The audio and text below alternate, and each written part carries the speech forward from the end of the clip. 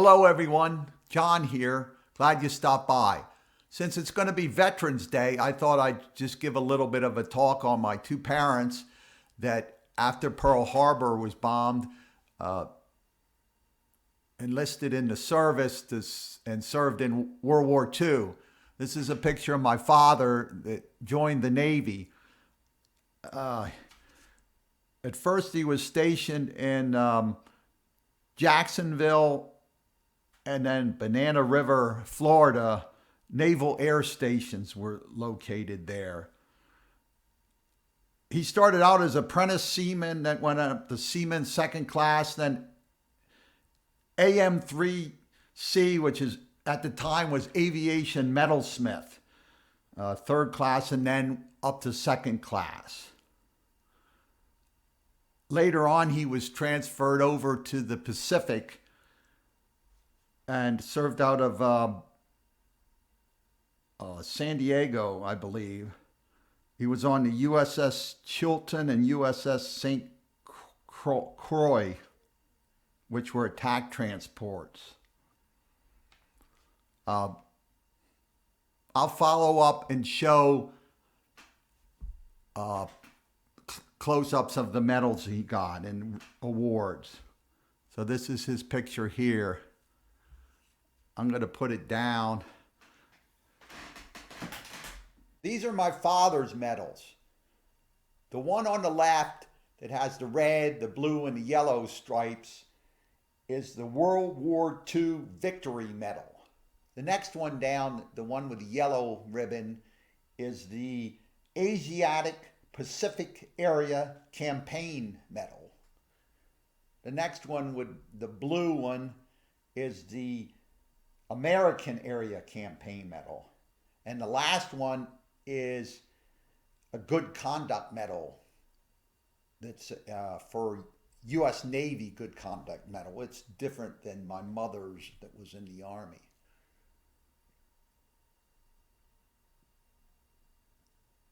Now, the campaign medals were, depending what area you served in for a while. Like I said, he was in Florida area on the Atlantic, so that's why he got that medal. And then he was over to San Diego and then out into the Pacific. That's why he got the Asiatic Pacific area one. One of the things I wanted to say about my dad serving in the Atlantic, those of you that don't know about World War II, young people that don't know that much about it, Japan bombed Pearl Harbor on December 7th, 1941, without first declaring war on us. The next day, the U.S. declared war on Japan. On December 11th, Germany declared war on us, and then we declared war back on them. So even though Japan and Germany were allied, had treaties, just because you declare war on one doesn't mean you declare war on everybody they're allied with, because Russia fought Germany and they didn't declare war on Japan until Germany was defeated. So Germany declared war on us first and immediately sent over, and I think submarines started arriving in January 42 off the East Coast. And I think they were sinking a ship a week, cargo ships, oil tankers, etc., along the coast. So the naval bases had airplanes that would go out and look, and also ships that could go out also against submarines. In the state I lived as a kid, we went to the beach and there were these big towers, and I'm like, what in the world are those? These big concrete towers, and they were along the Atlantic Ocean for lookout towers. You can see, like, in a clear day, I think 14 miles or something way out. Again, young people may not be aware that submarines at the time, they couldn't spend very long under the water. They ran on diesel engines. So if they went underwater, they could only run on a battery, which didn't last very long. Plus, they were very slow. They had to come to the surface to recharge the batteries and run the diesel engine because diesel causes fumes. They couldn't do it under the water. plus they were very slow, so most of the time they spent above the water. So if they were coasting along the coast, looking along the coast, they probably were above the water for much of the time. So that's why people could look out, potentially see them. Much later in the war, they developed a snorkel that they could come very close to the surface, put the snorkel up, and then take air in and out. Unfortunately, my mother's picture can't stand up. It had a thing on it that broke. Uh-oh, I don't want the light to shine. Here's a picture of her. She joined the Army, and originally it was the Women's Auxiliary Army Corps, WAAC. And after a period of time, they changed it to the WAC, Women's Army Corps, and they just transferred her over. When she first started, she was typing. Oh, she was her position was a clerk typist, and she got up to Tech 5. Most of the time, people ask me if I say my mom was in the Army in World War II. They say, "Oh, is she a nurse?" No, she was a typist. But originally, when it was the WAAC, she was typing in Washington, D.C., like secret documents and such. But then they shipped her out, when it was the Women's Army Corps, over to North Africa. And from North Africa into Sicily, and then into Italy. And I think the final place she wound up was Caserta. There was a palace. I think it was an old palace of some type that they took over as Army headquarters, and she worked out of there.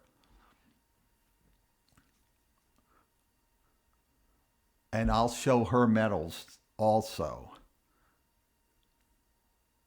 that she got. Now, a funny story with her is that when they were being shipped out, of course, they don't tell them ahead of time because they don't know, spies or whatever, that they're being shipped out, that get on the ship, and where are we going? Africa. And at the time, they had been fighting in Africa. The Allies, the British, were fighting the Italians and Germans before the U.S. got into war. You would think people would know, but it's just to show information available versus nowadays. You don't have internet. They didn't even have TV. But so on the boat or the ship, where are we going? Like Africa. Oh, the only thing she knew of Africa was Tarzan movies, like Jungle. But of course, it was all desert when she got there. The fighting was in the desert. As a kid, even, I thought that's kind of odd that you wouldn't know that when you learn in school or in the papers or, in the news nowadays. You don't even need the people, the newscasters at the site of something happening. You have people with phones that'll be filming it as it happens, putting it on the internet. But like I said, they didn't have, and I guess as a young person, you didn't pay attention to the newspapers and all. And the other funny thing is, once she got there, they had men doing the clerk type of stuff before she arrived. And then those men had to go take fighting jobs on the front line to replace people that had been killed or seriously injured, and they didn't like that. So I don't know if you ever saw the movie Fury. Of course, that's fiction, but there was a clerk typist kind of deal, a guy that they sent him up to replace somebody that was killed in a tank, and he's like, I just know typing. It's like, sorry, John's mom's doing your stuff now. No, they were in Germany. She never got up to Germany, but that type of thing happened. One thing I wanted to say about my dad's that I thought was kind of, as a kid, I thought was interesting is one of the duties. It wasn't his primary duty, but he had to learn how to use anti-aircraft guns. And if somebody's injured, I suppose, or whatever, his primary duty wasn't anti-aircraft, but he could handle it.